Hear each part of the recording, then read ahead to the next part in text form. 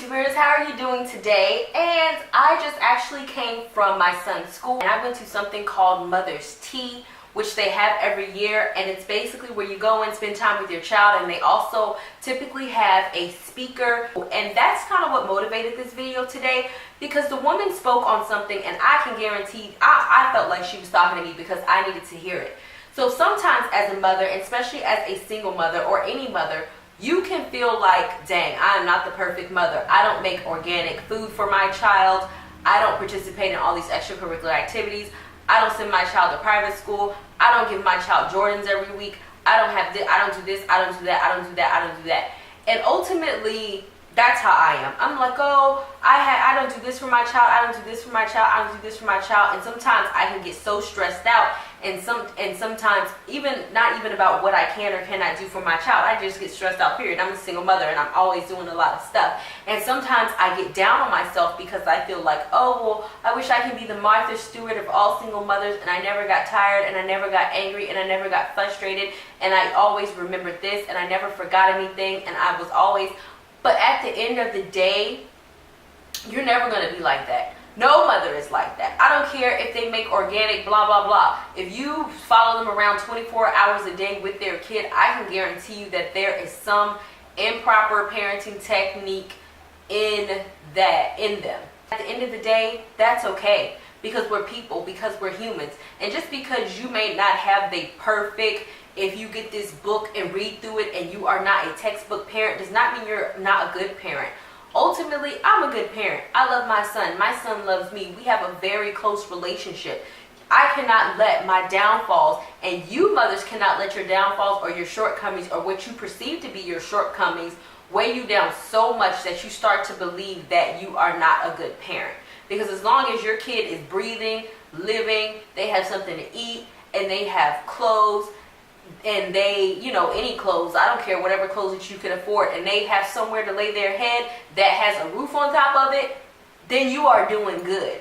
I'm famous for feeding my son. He's such a picky eater. I don't feed him vegetables and fruit and all that stuff all the time because sometimes I don't feel like dealing with it. And I always get down on myself and say, oh my goodness, this food is too processed. Oh my goodness. But at the end of the day, so what? The lady at the speaking event, and it's something that I thought about as well, them starving children in Africa or China or those low poverty countries, whatever it is that you're feeding your kid, even if it's not 100% organic, or you hurry up and make a sandwich and feed them something for dinner because you don't feel like making anything, those starving children who have absolutely nothing to eat would be happy to have that food. They would be happy to have that food. As long as you're trying your best to take care of them and you're doing whatever it is that you need to do, you are a good mother. So what, you don't make it to every PTA meeting? You can only do whatever it is that you need to do as a mother. And as long as you genuinely feel in your heart that most of the time when you get up, you are doing right by your child, then you are a good mother, and you can't continuously beat yourself up on what you're not doing. I don't care who you see on TV. I don't care what the experts say.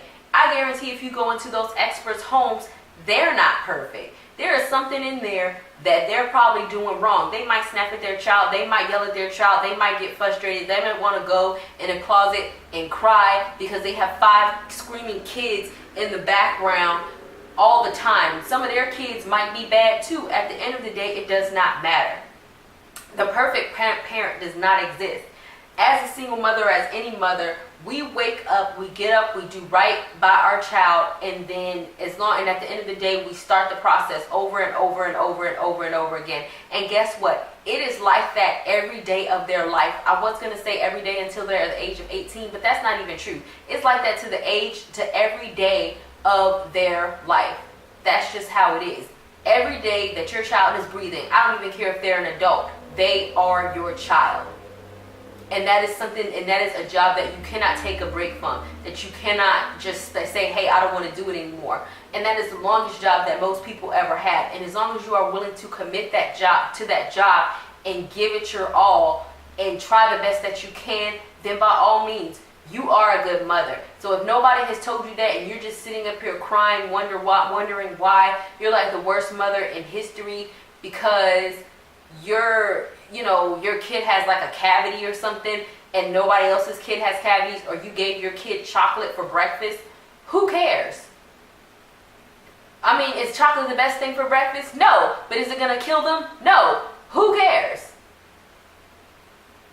And so when I actually heard her sermon today, that's something that I personally had to digest, and that's personally something that I had to learn because my son had been tardy for school. For some reason, my alarm was jacked up. I have been staying late doing some extra work that I had to get done lately, and I have not been getting enough sleep, and I kept oversleeping, and they basically sent me a note and was like, oh, your kid is tardy, and now I'm going to fine you because he goes to a private school, and blah, blah, blah, this long, crazy note. And I just felt like the worst parent in the world. But at the end of the day, my son, he wasn't hours and hours late. He was literally like 30 minutes late to school. Should he be on time? Yes, but at the end of the day, he is going to school. He is getting a quality education. I am a single mother, and nobody knows what it is like to be in here with my son day in and day out except for me trying my best. So if he is tardy, whatever.